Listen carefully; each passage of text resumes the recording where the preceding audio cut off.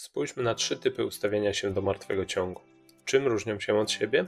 Przede wszystkim wysokością ustawienia bioder, co bezpośrednio przekłada się na zgięcie kolana, to z kolei powoduje zmianę zaangażowania mięśni w trakcie ruchu.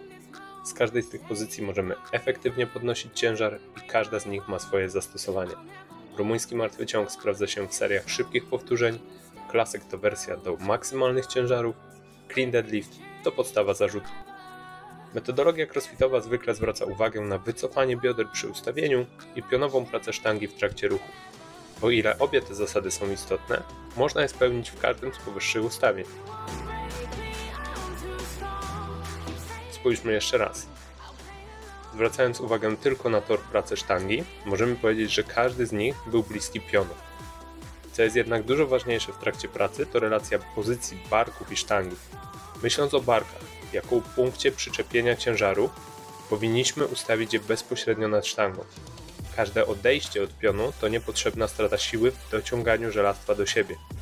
Generowanie siły horyzontalnie, by walczyć z wertykalną siłą grawitacji, jest zwyczajnie nieefektywne.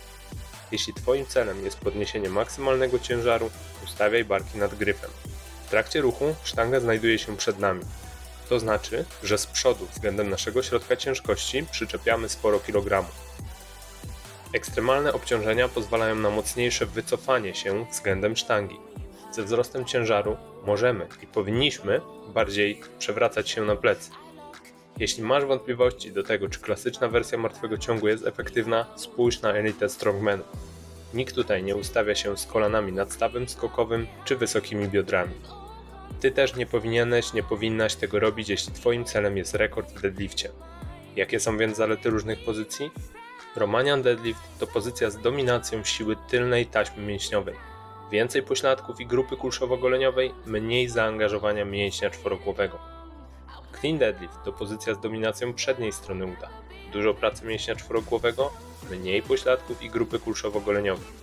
Martwy ciąg klasyczny to optymalna pozycja do podniesienia ciężaru na sztandze z ziemi do wyprostu bioder. Ze wskazanych powodów wśród zawodników crossfit często obserwujemy wepchnięcie kolan pod sztangę w trakcie ruchu. Jest to próba odciążenia mięśni pleców kosztem pracy mięśnia czworogłowego uda. Jak więc najprościej ustawić się do każdej z tych pozycji? W wypadku martwego ciągu klasycznego stajemy z wiązaniem sznurowadeł nad sztangą. Wycofaj biodra i ugnij kolana tak, by dotknąć piszczelami sztangi. W wypadku martwego ciągu rumuńskiego stań w kontakcie ze sztangą, wycofaj biodra i ugnij kolana tak, by schodząc do sztangi nie przesuwać jej w przód. W wypadku martwego ciągu do zarzutu stajemy z końcem sznurowadeł nad sztangą. Wycofaj biodra i ugnij kolana tak, by piszczelami dotknąć sztangi. Ta pozycja mocno przypomina przysiad. Ciężkiego dźwigania i do zobaczenia.